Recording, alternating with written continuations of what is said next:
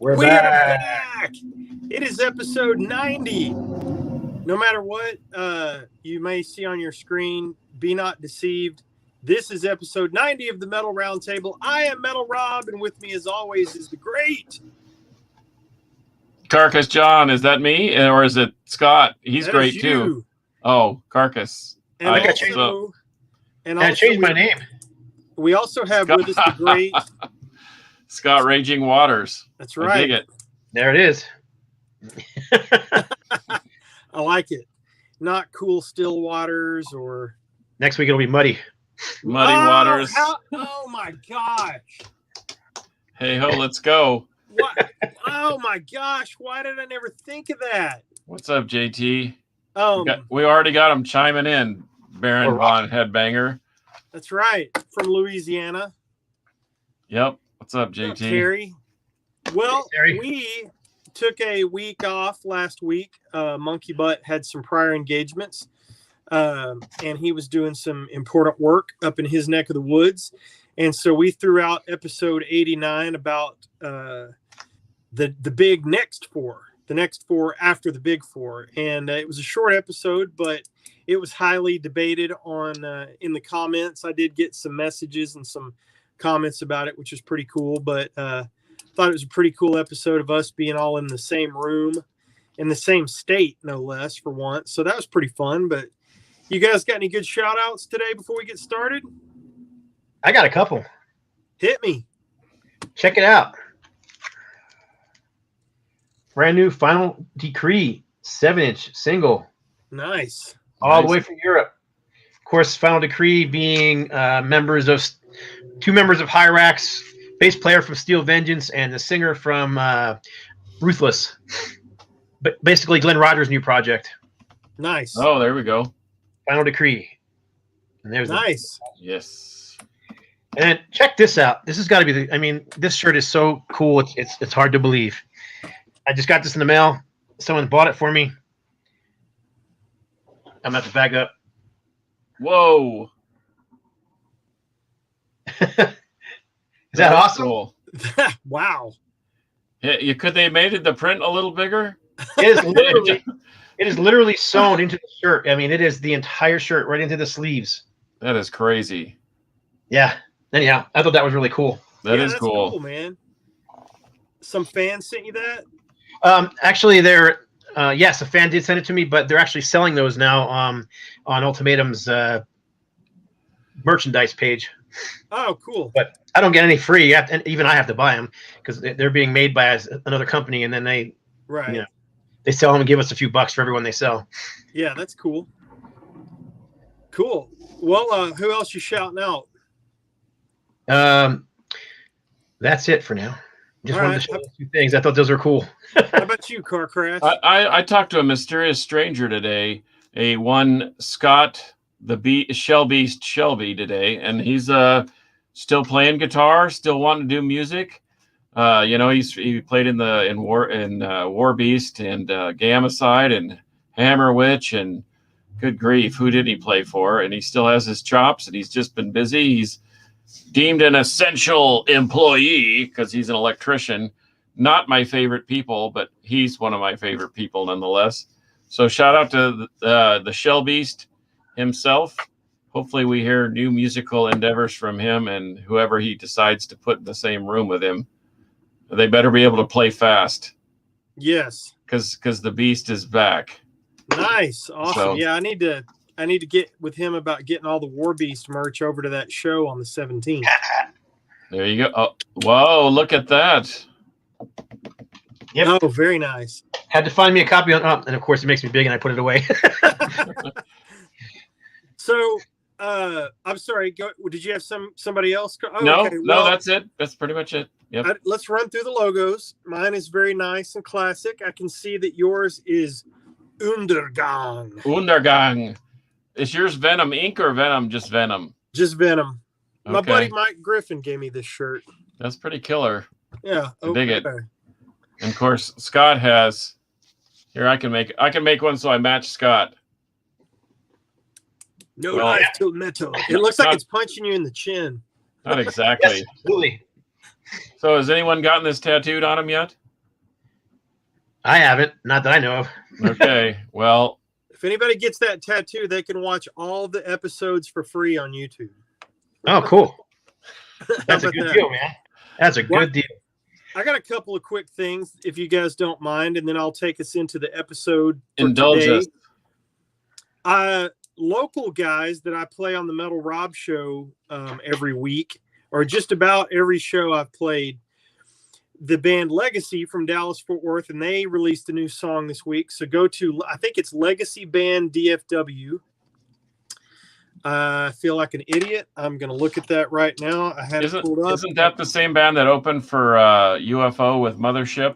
It sure is. Gas Monkey Live. That was, yep, killer show. Legacy DFW on Facebook. Check it out. They released a new single a couple of days ago. It debuted on Spicoli's show, which is pretty cool. And I got a copy of this new single that I'll be playing on the show Friday. In fact, I may kick off the show with it. But somebody was asking us where to check out new hard rock and metal a couple of episodes back. And one good place to do that is on the Metal Rob Show every Friday from 5 to 6 p.m. only on Deep Dallas Radio, deepdallasradio.rocks. So that's a good commercial. Thank you.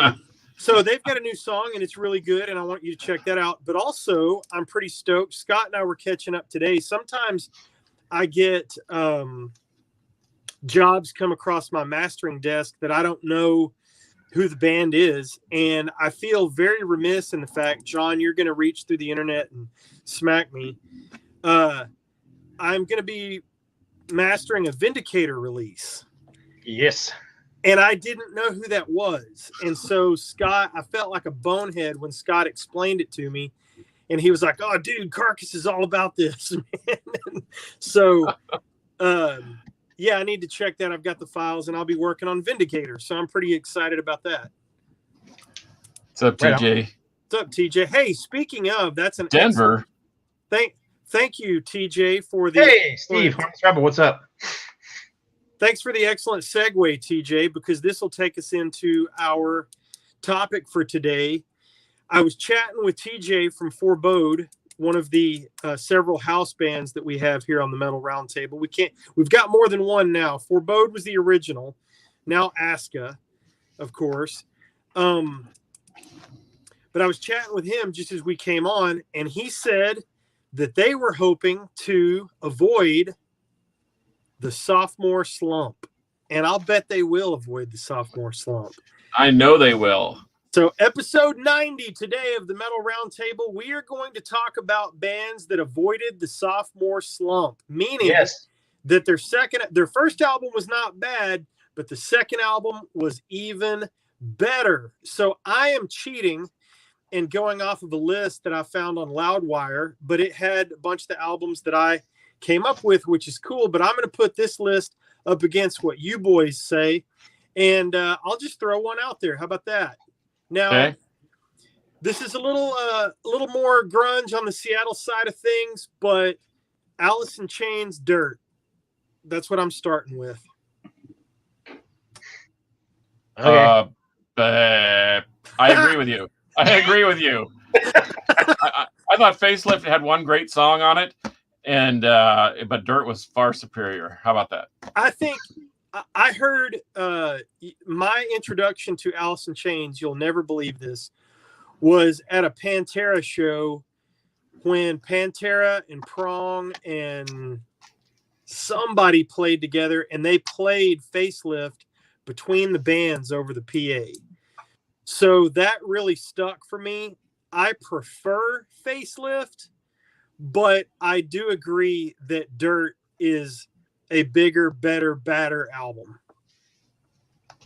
I agree. Next. Who's next? I've got at least a good 20 some albums here, so I'll go. Okay. Nevermore, Politics of Ecstasy. Oh gosh, that's a good one. First album was good. Second album, way better in my opinion. It could also be that this is the album I discovered them on, so you got kind of a the whole nostalgia thing going on here. But I don't know, man. The Seven Tongues of God alone is just. Oh man, that's a killer song. Yeah. So that's my first pick. Well, Rob, somebody. in the interest of honesty and full disclosure, Metal Rob has never heard that album. Never. Oh my! What? We're gonna have to change your moniker, Metal Rob. Well, somebody already got mine. Baron von Headbanger's on point because. How Yep. about that? How That's about on Judas? my list as well. Judas about Priest, Sad Wings. Oh yeah, shocking that we agree on something. But anyway, so I'm going to just toss that one aside since it's already been discussed. But here I got one since we're in the state of Texas. How about Devastation's second record? Yeah. Oh yeah, no doubt Okay, about it. Violent Termination. You know what? When I heard those songs played live, I really, really liked it. But the production's terrible, and by Rodney's own admission, he doesn't even want to embrace that record. But some great, great songs. But this thing absolutely shreds. So there was no slump. In fact, I can't see it that small on the screen. Is that Signs of Life? That is Signs of Life, brother. Okay. Yep. And this is how I discovered them too. The same thing. And this thing absolutely positively rips. No slump. So Hair Metal Rob is going to echo the comments of somebody just made. Hey, who put up Crew, Monkey That's Butt? Steve, Harmless Rebel. Yep. Harmless Rebel. I agree with you 100%. The first album is fantastic. Lots and lots of great songs, but Shout at the Devil absolutely shot them into the stratosphere of popularity. And I think overall, even though my first love was Too Fast for Love, but Shout at the Devil, best record, and it was their second. So Soft Rock Rob, AOR Rob. I liked the first one, and then it was sort of spiraling down out of control for a while. And I actually like Dr. Feelgood, so I don't know how I feel about Shout at the Devil, but there's a good one. Terry Sullivan came up with a good one. High and Dry. Def Leppard. Gosh, I knew these guys would come through for us. I think Alvarado has one right there too. That's fantastic, and there's no doubt about it. Yep. Rainbow Rising.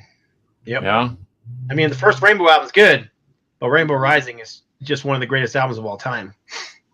Okay, so let me read this that TJ says. Now, I know a few things by Typo, but October Rust is the one that I'm the most familiar with. And he says, October Rust, Typo Negative, Count Bloody Kisses is the debut because Slow, Deep, and Hard was just leftover Carnivore songs. Okay, cool. And there's nothing wrong with leftover Carnivore songs.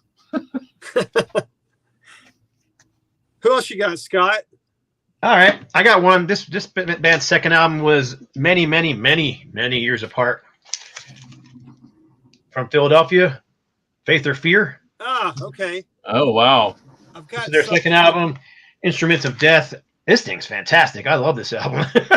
I've been wanting this thing on vinyl for years and just finally got this copy this month. So I just had my hands on a CD by them, and I can't find it. Is it the one that was on Combat? Because they were on tour with, RC, because they were on tour with Sepultura at one time. Yep. When it was still Max and Igor and all those guys. I think my copy's on Combat Records, but yeah, I mean, the first album was. This one here is on Night of the Vinyl Dead. Yeah, Combat hasn't been around for a long, long time. Well, shall I just get the controversy out of the way? Do it. Sure, go ahead. If you show an Osric Tentacles record, I'm going to log off and quit the show. Oh, where is that? Where is that? Okay, I'm going to say it, and I'm going to say it loud and proud.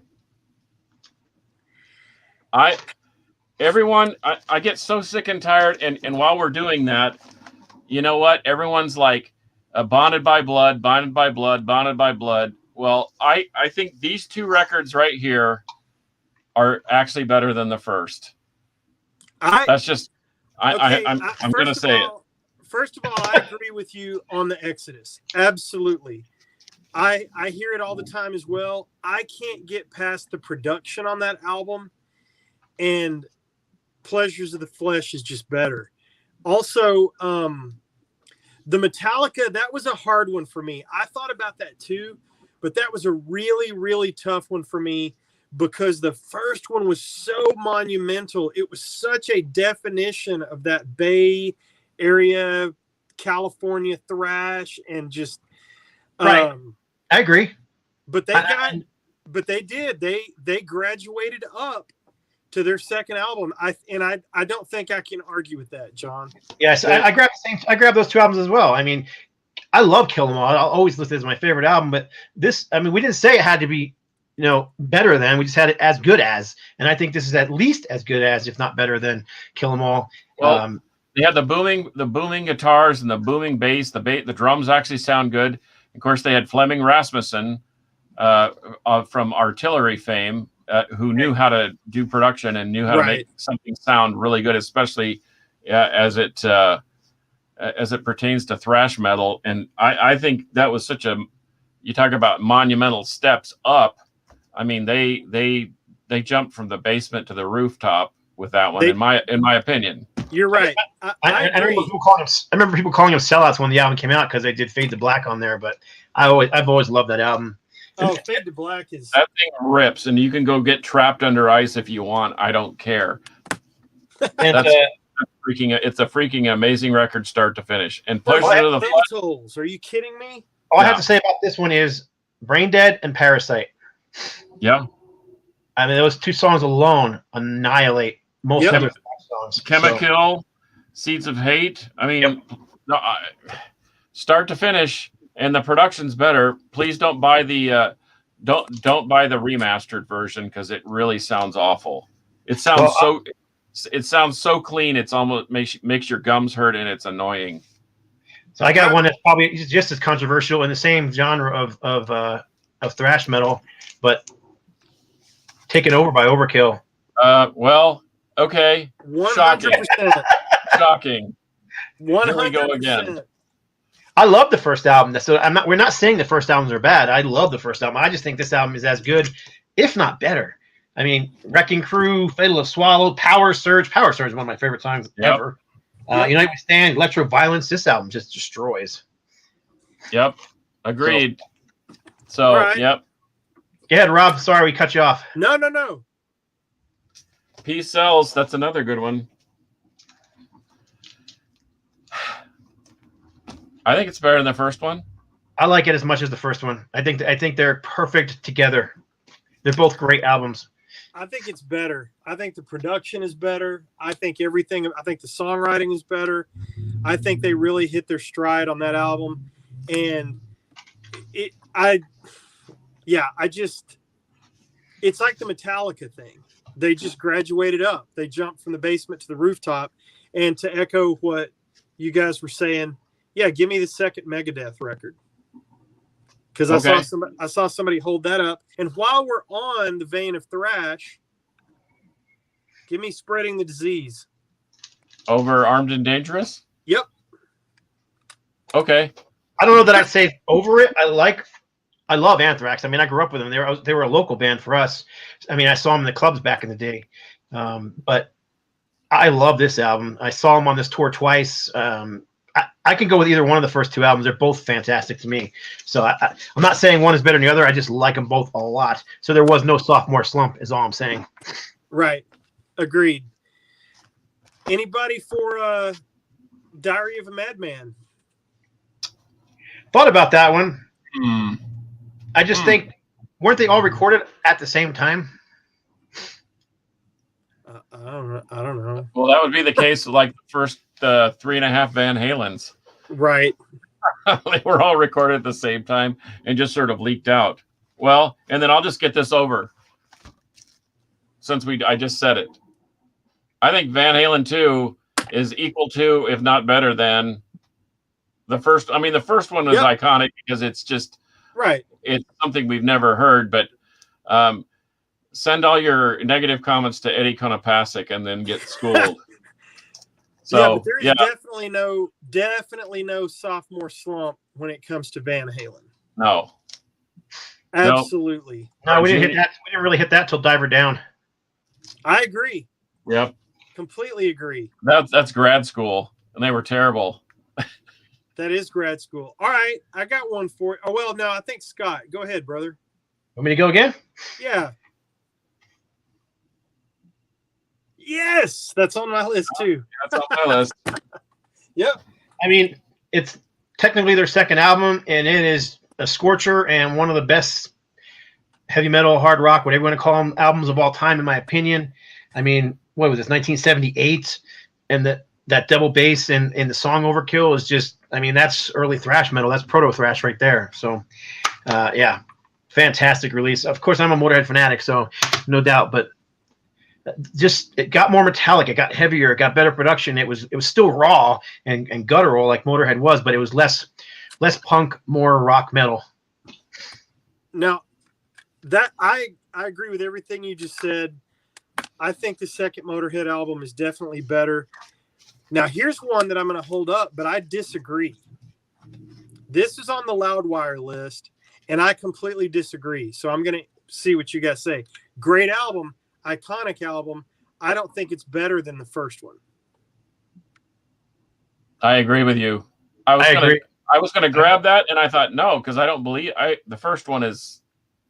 Same thing. I thought about it. I'm like, first album is. I mean, I'm not. It's not a slump. It's not a bad album, in my opinion. Maybe it's just overplayed because it's a couple songs on there have just been played so many times. I'm just kind of tired. Yeah, and that's the thing. And what they point out in their, they say scores of texts have been written about Black Sabbath's sophomore record, Paranoid, and it's all more than deserved. It's another record that would continue to help define heavy metal. Blah blah blah. It offered War Pigs and Iron Man to become a part of American culture. I get it, but for the sake of our argument, the second album being as good or better, give me the first one. So I just disagree with their list. That's all. And so do I. Evidently, all three of us do, because I agree with you. Thank you, Loudwire. Now, if Master Reality would have been their second album, or Volume 4 would have been their second album, then I could have been on board. I don't dislike Paranoid. No, I don't dislike Paranoid either. I'm not saying that. Yeah, it's just I just don't think it's equal to or better than the first album. What else you got? Well, we got a few people saying stuff online. Well, and I was going to say it's a little obscure, but it's Sanity Obscure, by the way, by Believer. I think that thing is Shamgar 75 said that Sanity Obscure. I agree. I discovered Believer on that, and Scott and we all three of us had this discussion about when you lay the moniker Christian metal, everyone acts like Dracula in front of a crucifix, and they run for the hills. But Believer was unbelievable. I mean, they were a killer thrash, killer riffs. Their content was biblical or Christian or whatever, but still musically they could hold up with anybody. But it wasn't like you were listening to a Stryper record. It wasn't like they were trying to convert you and trying to hold your hand and drag you to church. It was as good of technical thrash metal as anything that was out at the time. It sounded like Kurt Breck from DRI had a brother singing in a thrash band. They sounded very similar, and the riffs were punishing, and it was fast, and the songs were well written, and they were tight, and killer production. So yes, agreed. But then he comes right back around with Alter Bridge Blackbird, which I agree is a good record. But yes, thank you. Love Alter Bridge. Yes. Down 2 better than NOLA. You know what? I'm going to pull that right now because I don't think so. I'm going to disagree. Well, slightly. Got them both right here. I don't know. I like them both. I'm looking at the songs because I got into Down on the first record, and I was listening to it while I was in Saudi Arabia in the service. And so that one really sticks out for me. But man, Lysergic Funeral Procession, Beautifully Depressed, Dog Tired, New Orleans is a Dying Whore. Oh my gosh. The second one is just so full of that nasty, swampy. Who put that up? I'm going to agree with them. I'm going to say NOLA too. Yeah, I'm with you, Integrity 101. You think Down 2 is better than NOLA? Okay. Well, as good as, for sure. as good as or better. I never saw Down. Someone said Mortification too, and I would agree that the second album was a huge step forward from the first album. I like both, but yeah, I mean, was that Scrolls of the Megaloth? Scrolls of the Megaloth, yeah. Oh yeah, that's their magnum opus. Yeah. So yeah, I agree with whoever said Mortification as well. All right, I got another one. Okay. Bring it. I'm gonna get out of the metal and get into a little bit of hard rock here. I love the first album, yeah, but this album took it. I mean, I remember reading an article with Dave Flubeck, and he basically said we wanted to take the Southern country sound and mix it with heavy metal, and that's what we got here. Hey, was it Molly Hatchet where the dude kept staring you down? Yes. Tell that story. This is a great story. Okay. So Dave Flubeck, which is right here. Where is he? He's on the back here somewhere. Anyhow, here's the picture. Went to see Molly Hatchet play, and this was just maybe 10 years ago.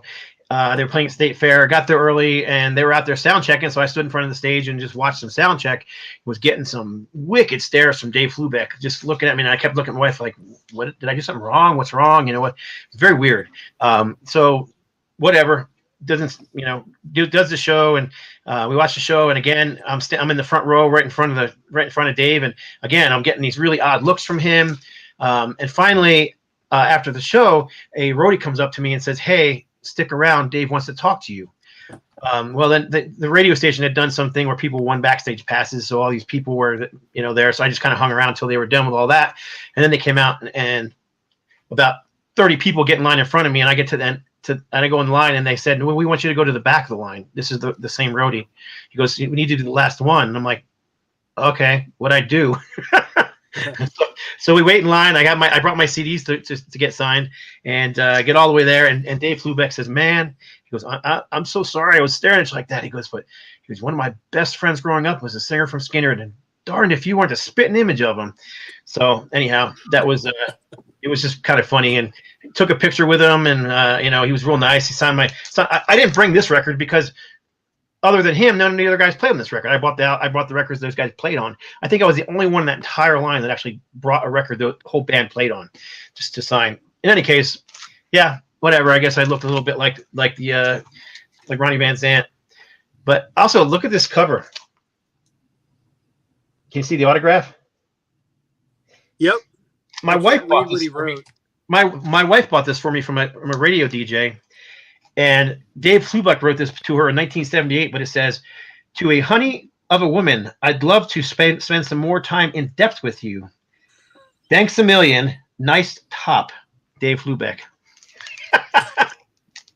Oh boy, that's awesome.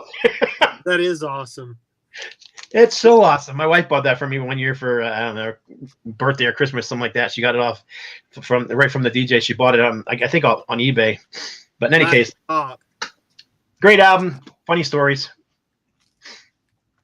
That's a fantastic story. I couldn't remember if you had ever told that on the show before. I don't think so. I don't think I've told many people that one.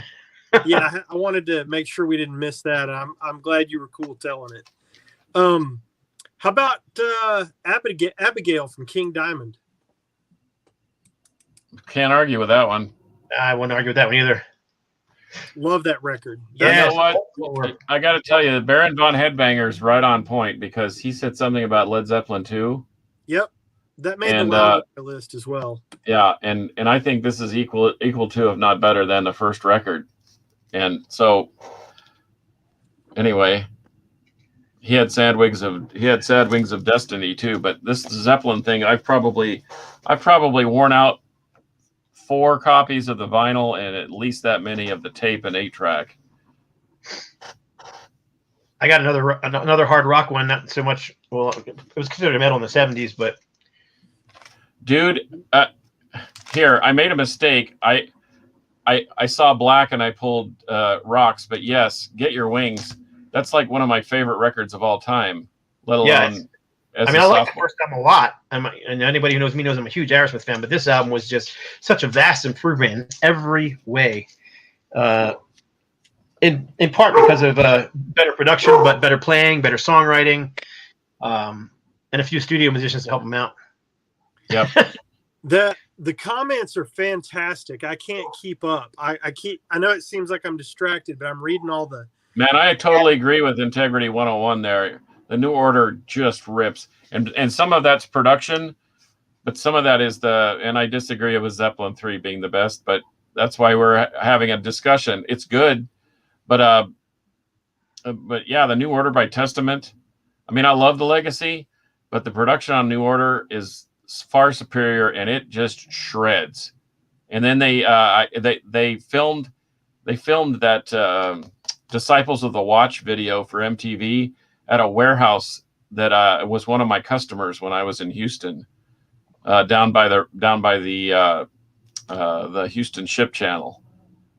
It was pretty exciting. They all set up in this warehouse and they're kicking up dirt and sand and stuff outside. It was really fun. That's about awesome. About a 6-hour shoot on a property from a customer. But gee, man, Aerosmith Christmas. always my favorite band. Aerosmith over Kiss? Yeah. I mean, if I had the choice between seeing those two live or meeting those two bands, I would go with Aerosmith, just because I literally have been a fan of Aerosmith since I was in grade school. Yeah, and ask us anything you want. This is why we do this. You're not putting us on the spot at all, Fraser. We love you. Hey, Scott, I love Kiss. I love Kiss too. So yeah. Scott, if I'm being forced to choose, since you look like the singer for Leonard Skinner, according to the guy from Molly Hatchet, second helping over the first Leonard Skinner record, or equal to? Equal to. I don't know this. I'd put it over it.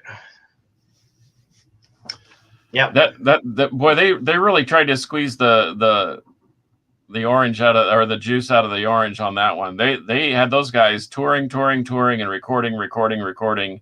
I saw the documentary on them, and that's all they did was work, party, drink, sleep, eat, get up, do it all over again. And man, yep. How many records did they put out in like 8 years? It was like a ton of music and a ton of touring. Anyway, those Southern bands, man, they toured hard and they partied hard. That's why most of them aren't around anymore. Yeah. I mean, of that from that Molly Hatchet album that I showed, I think there's only one guy still alive from that album. Yes, although that's actually their third album. Yeah, I think I knew I was going to screw that up, but it is signed by Paul Liddell, so I will. And it's an awesome album, and I love that album. I almost pulled it, but I would have had to pull it In Your Face. So I have one. I'm surprised you didn't pull, Rob. I was kind of waiting for you to show it. Oh yeah, no question. And while we're on the not hair metal, but whatever, while we're in that vein, I think you're going to agree with this too. I didn't, and I knew you were going to pull that one, so I didn't bother. Yep, tooth and nail, baby.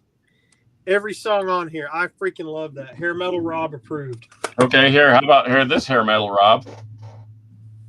Oh my gosh, yes. Equal to, yes. I definitely think it's equal to. I think it's better. I think it's far and away better. Robert Fleischman is a great singer, and he did a great job on that album. But Mark Slaughter, man, he delivered the goods on that record. I like the songs better. I believe you have a connection with that album. Do you not, Carcass? Yes. I can't tell you the whole story because it's embarrassing, but monkey business, Rob. but I was supposed to do the artwork, and that's basically the outer edge. They were supposed to be looking out a window floating in space, and that part didn't happen. But anyway, we had an interesting Sunday afternoon barbecue at Dana Strum's house up there in Canoga Park, and we didn't have any lighter fluid for the to light the charcoal, so he used a bottle of tequila. It was very that's the way those guys roll. Great musicians, great guys, and then I worked their shows at in Houston in Texas when Vinnie Vincent Invasion came through, and I learned all sorts of interesting little tidbits and tricks about touring and hollow banks of massive walls of amplifiers and so forth, and who does the sound check. I hope we get to meet him whenever they come back through, because I bet he would be a cool guy. Who's that? Yep. Who? Mark Slaughter, Bobby Rock, yeah. Dana Strum. I got to meet Mark Slaughter. Won backstage passes to meet them and Dokken and Poison, and it was like a whole hair metal festival. And Mark was very, very cool. there was a bunch of people that are getting stuff signed. I brought my Vinnie Vincent Invasion record to get CD to get signed, and everybody else, of course, had Slaughter records. And he grabbed it and he's like, "Oh, longtime fan, eh?" And I said, "Yep, appreciate you signing it." Very nice guy, really cool. Well, and truth be known, he is an amazing guitar player. He can not only sing with the best of them, but he and here's the dirty little trick. Vinny didn't do his own sound check. It was a power 3-piece with Mark Slaughter playing guitar and singing, Bobby Rock playing drums, and Dana Strum, of course, playing bass. And dude, it was 20 minutes of real powerhouse heavy metal. And and I just thought, so where nobody knew where Vinny was at the time anyway, and he was probably crashed out at the hotel or whatever. But dude, I was shocked that he could play that well. In fact, Rob, that's kind of I think that was one of your first deals, record deals, because little do people know Rob used to not do record trading at all. In fact, he proudly announced to the Poser and myself, and when we were having our own little round table one time in my front room, that I don't trade records. And then he saw me trade the Poser, and he got all excited. And what did you trade for? Excursion. The Mark Slaughter Excursion EP on red vinyl. Yep. And that was hard to let go, but I knew that had to be your first big blockbuster. So, I sure did grab that. So Vinnie Vincent Invasion, all systems go. Great sophomore effort. That's a great one, man. This one kind of goes right along with it, but it's going to be a little controversial. But agreed. Second solo record from Ace Frehley. Now, is it better than the '78 solo album? No, I can't really say that, but I don't think it's definitely a great album in my opinion. I think I'm looking for it here. Do I not have it? Yeah, here we go. I don't know. There's just some great stuff on there. I mean, when this thing came out, I devoured it for months on end. Every song. I've got them side by side here. Obviously, on the '78 solo album, because see, you pulled a fast one on me there, because I wouldn't have thought of that as his second solo album, but yeah, you're right, it is. So side by side, Aces was the best of the Kiss solo albums, and it's not even freaking close. But Rip It Out was great. Snowblind was great. New York Groove was a cover. Still a great cover. Was cool. Wiped Out. But I think you're right. I like this one better. I don't know if I like it better. I just think it's not a slump. I think it's a solid second effort from Ace. Breakout's a killer song, which basically was a song that was written for Kiss that never made it to Kiss. And Rock Soldiers is like one of his most iconic songs ever. So yep, I love it. Yep. So going backwards in the comments a little bit. Yeah, I saw someone said the Cult Electric. Yeah, that's a good one. And Thundercat Psychosurgery, and I agree with that one too. That's a great record. And Ronnie James Dio. Oh yeah, last in line over. Yeah, over Holy Diver. I don't know about that. I'd say they're both equally. I think he just didn't hit the slump. Last in line's great. Yep, and I agree. I'm a Super Joint Ritual fan. Well, I go back to when they called themselves Super Joint Ritual, but yes, Lethal Dose. We've already discussed Rainbow Rising, haven't we, Scott? Yes, we mentioned it. Oh, yeah. Here we go. Jason Ellsworth. Thank you. Somebody on the planet besides me thinks The Dark. That is my favorite Metal Church album, period. I do actually think it's better than the first album, but it certainly proves our point that there was no sophomore slump for Metal Church. Yep. I just actually finally got a copy of this. Been looking for I have an original pressing, the independent release, but this is the pressing on from Europe with the song Big Guns on it. I've always wanted to have a copy of this with the Big Guns, and finally got a copy thanks to Jürgen Allman from the band Repent. out of Germany. He found a copy Oh, for me. yeah. So yeah. Hey, their anyhow. second record wasn't bad either. Repent. Metal Church? Oh no, No. their second record was great. Yeah. No slump there.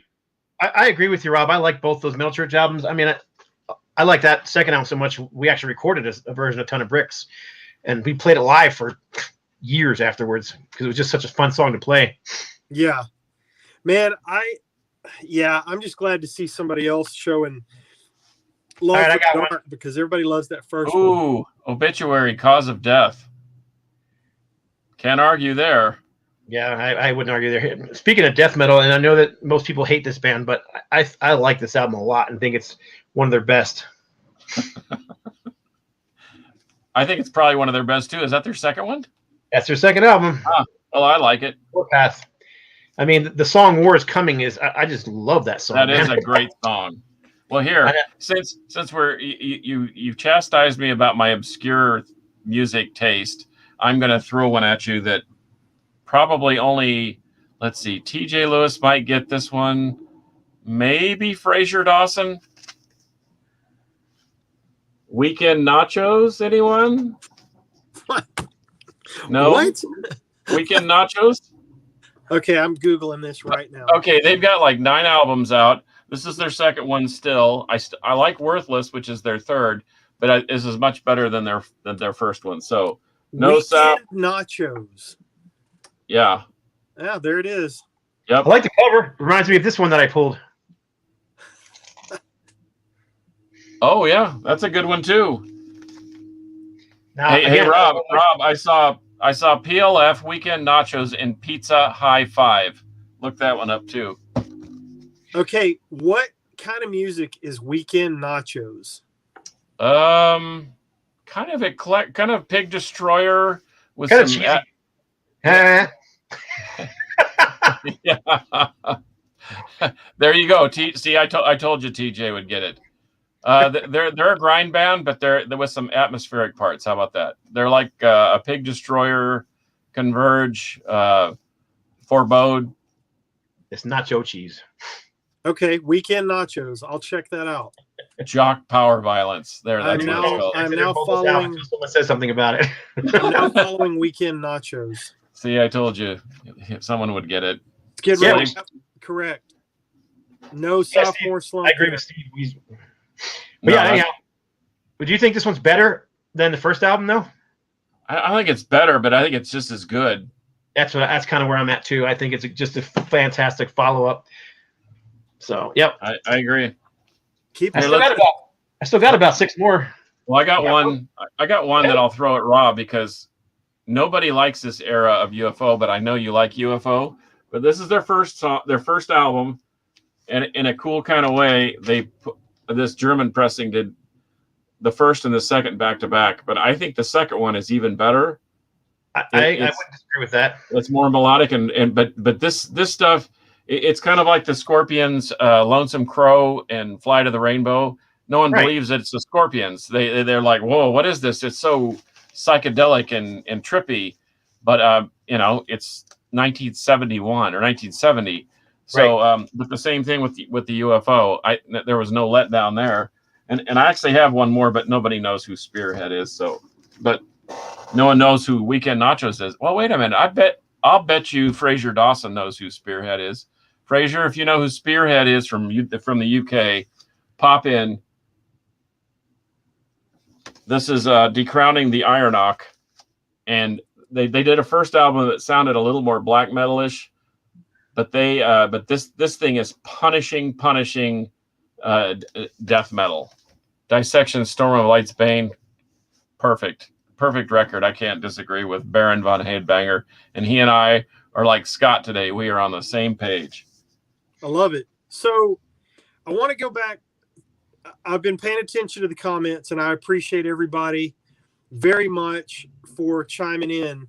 I want to talk about, somebody said Pantera Projects in the Jungle, and somebody also said Pantera Vulgar Display of Power.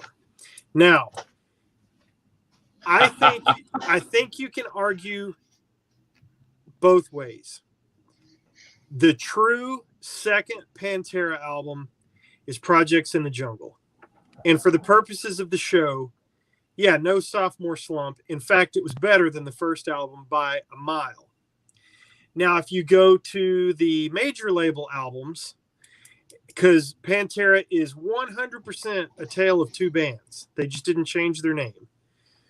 The second major label, I agree, no Sophomore Slump, and I think it's probably even a tad better than the first major label, Vulgar versus Cowboys. So I agree with both albums if you're looking at them as second albums, if that makes any sense. So do we do that with Van Halen? Do we do that with the Dio era Black Sabbath? Right. Yeah, I know it's tough because I almost went to did Heaven and Hell or Mob Rules come out first? Heaven and Hell came out first, and I almost pulled Mob Rules, but then I thought, I don't know, it's like the same thing, but those were completely different bands, really. Different agree. Sound, different. And Gary, I am with you on Diary of a Madman. No Sophomore Slump, and I think it's even better than the first one. Metal Magic is better. Shut up, TJ. Oh man, Buglers. Bueller display a faith no more than real thing. No, it's not. Well, he's right. It's not even the second Phil album. It's actually the third Phil album. Yeah. But I see where people are coming from. Okay, let's see here. Entire Terry Lee songs were written. Their 47th third album was out on the shelves when Dime was 18. Yep. Okay. I agree. Now I don't even know that band until Power Metal, so go right ahead. No. Flotsam and Jetsam, No Place for Disgrace. I would disagree. Really? You don't think it's as good as the first one? No. Oh, really? Man. I think the first album. I love Flotsam and Jetsam. Have all their albums, but I just don't think they ever beat the intensity, the rawness, the youthful energy of that first album. Okay. All right. Okay. Now we have a dissension on the Metal Roundtable board of directors. I didn't say it was a bad album. I like it a lot. Okay. Yeah. How about this one? Nobody's mentioned. Oh, sorry. Go ahead, Scott. Yeah, that thing is brutal. Let me just throw a few more since I got them here. Worst album cover ever, but music is everywhere as great as the first album. In my opinion. I mean, Faster Than the Speed of Light, Firepower, Live at the Inferno, Kane Saw. This is epic. That's a good one. I wouldn't have thought of that. That's a really good one. Oh wow! Oh, no. You don't think that's better? You don't think that's better? I don't think it's better. I just think it's as good as. Okay. Man, that first one, I don't know, man. I do really like Never Never Land. So do I. I like them both. Usually, if I play one, I always want to play the other one. So yeah. All right, I got four more. Ready? Yeah. They're all CDs, so we'll do them quick. Oh wow! Yep. Now a lot of people disagree with this, but I like Death in the Sound of You much better than the first album. It's got better production for sure. Yep. What was the first one called? It had the song "Plunging to Megadeth" on it, right? Correct. I can't think. Yeah. I'm not as familiar with the second album, so I can't make a call on that. Curious to see what Rob's going to say about this one. Yes, 1,000%. I had that on my stack and I forgot. Yeah. Are you not a fan? Are you not a fan, John? No, dog man, I'm not. I'm not. I love King's X, so. Yeah, I like Dog Man. It's the same as the Metallica and Megadeth thing. It's just the first album is fantastic. The second album, like John said, goes from the basement to the rooftop. And while we're at it. Yep. Underrated band. So underrated. What say you, Johnny, a fan? I had both of the first two records, and they don't exist in my collection anymore. And my last one that I had in my pile. Oh, I had that in my pile too, and I left it same place that I left Get Your Wings. Upstairs. Yeah, that's a tough one but that's almost a little bit of the Pantera syndrome because man, it was it was a different thing with Rutsy. They were so much more of a rock and roll band. And when they got Neil, it changed it. That's the first true Rush record, I think. That is where they became Rush. So I guess I have to agree with you, although of the two albums, I prefer the first one, but I think you're gosh. spot on. I'll go to my grave with Fly By Night and Hemispheres. And you can just take all, and you can just take the rest of them. If I have to choose two Rush records, those are the ones I chose. Okay. So nobody mentioned Slayer. No sophomore slump there. No, I don't think so either. I almost pulled that one, but I thought Scott was going to pull that one, so I thought we can't agree on every show, every selection, so I didn't. Well, Death Leprosy. Someone said Death Leprosy. Yeah. Yeah. Scream Bloody Gore, Death. Let's see, Leprosy. I actually like Scream Bloody Gore better, but it's not a bad. I mean, I don't think Death put out a bad record. I don't think Death put out a bad record either, so I don't think there ever was a slump. That's the thing. EOC, Tyranny and Mutation. I got to agree with that. And nobody. Anybody? I love Oyster Cult, just not one I thought of when I was pulling records. Like I said, their latest one is my favorite, and I'm a greatest hits guy. Other than that. Hey, Headless Cross by Black Sabbath is a sophomore album in my book. I don't care. Some executives forced it, blah, blah, blah. But yeah, once again, Black Sabbath is like the tale of 5 bands. Yeah. Right. I mean, they had Tony Martin, they had Ray Gillen, they had Ronnie James, they had Glenn. Didn't Glenn Hughes sing on a record? Yep. That one. Oh, on that one. Okay. No. It was no. He sang on 7 Star. Seven Star. 7 Star. Right. Yeah. Sorry. So, yeah, you can almost treat them as all different bands, but because none of the players were the same. Exactly. It was Iommi and then everybody else. So before we head out, first of all, you guys thought of a ton of stuff that I didn't think of, and that's what we do. We're unrehearsed, we're unscripted, and we've always wanted the show to be like dudes sitting around at a bar talking metal, and we appreciate talking metal with you guys. But before we get out of here, I want to tell Frazier, he asked the question earlier, what did we think about the new Adrian Smith, Richie Kotzen record?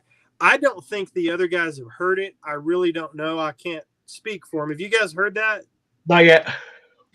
Nope. I have it. I pre-ordered it. And Frazier, to be honest with you, I love it. Now, I'm a huge Winery Dogs fan. Huge. And this is not that. You get, you can hear a little bit of Richie Kotzen Winery Dogs-ish stuff on here.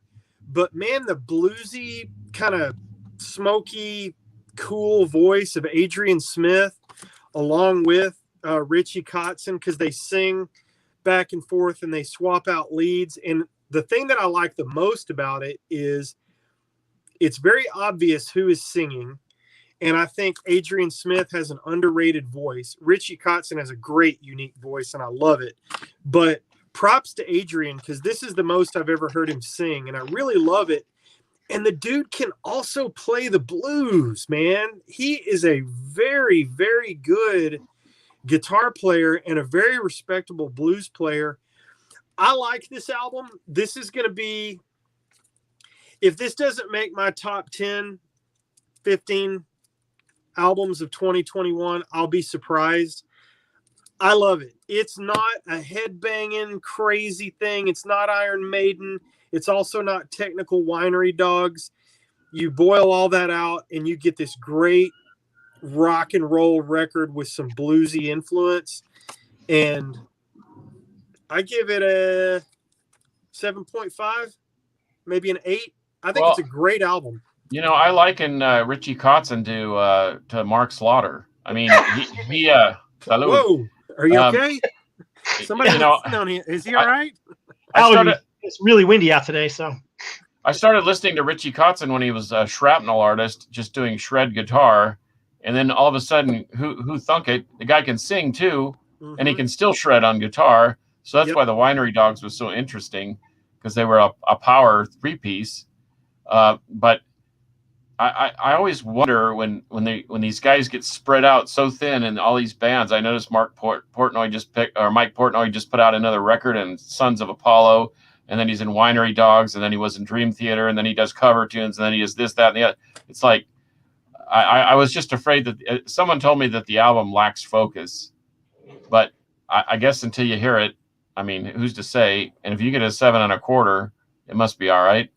So I think it's pretty good. 10s are just unheard of, but I can give something a 7.5 or an 8.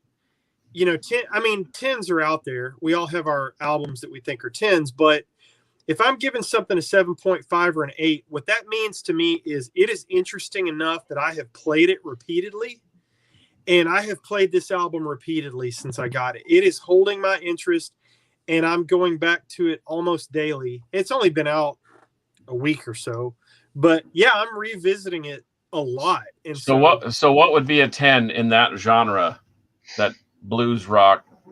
Oh gosh, not to put you on the spot or anything, but I'm just putting you on the spot. Oh man, I don't know. I just want to know what would warrant a 10 in your opinion, just for grins. For that sort of thing, I don't really know. I'd be more inclined to give you some some hair metal stuff, some thrash metal stuff that was 10s. There's some Great White stuff that comes damn close, like Shot in the Dark. Everybody's going to say, oh, Great White, they're a hair metal band. Well, they look like a hair metal band, but they're a blues-based rock and roll band. They're more like Led Zeppelin than they are. Yeah, and this is just about, a 10? That's pretty close. Scott, what say ye? What name a 10 in your opinion along that line? In the blues rock? Well, yeah, like Badlands Dusk to me is darn near a 10. Yeah, I put that up there, that high. How about I think that Red Sea album that that Greg Chasen did? Man. That's pretty close too. Yeah. That album's brilliant. Hey, Ryan Roebuck with the obscure classic Betrayal the Passing. Yeah, that was a great follow-up. Way better than the first album. Partially because they brought on a guitar player who could just totally shred for that second album. Yeah, I agree. Yeah, and I know Ryan likes that one because there was a lot of guitar sizzle on that one. So he loves the guitar sizzle. But hey, we're coming up on an hour, boys. We need to punch out of here before Mark punches us out network and kills us all. So hey, guys. You can follow me on Instagram at I Am Metal Rob. You can check out Scott on YouTube on his channel, Scott Waters. You can follow him on Instagram. I think it's at No Life Till Metal, right? Yep, sure is. And you can follow Carcass on Instagram at Carcass John Art. I've got plenty of stickers. Hit me up. I'll send you some stickers. Yep, I love it. I can't tell you enough how much we appreciate the involvement. Scott, I appreciate you being here and being a part of the team. I think you bring a cool dynamic to the show, and still, super stoked to have you on board, although I still feel like it's new. But, yeah, man, and thanks to the great Monkey Butt behind the scenes, always twisting and tweaking and making us look beautiful. Well, let's not get out of hand here. He makes us sound pretty good. Yeah. But the interaction, guys, we love you so much. We thank you so much. We thank you so much for the comments, and we do go through and read the Facebook comments. We do go through and read the YouTube comments. Sometimes I'm able to reply to all of them. Sometimes I'm not, but we are not ignoring you. I promise. With that was episode 90. Thank you, Justin. Appreciate you boys, as always, for being on the show, and we'll see you next week at the same time, same bat channel, and until then, metal will prevail.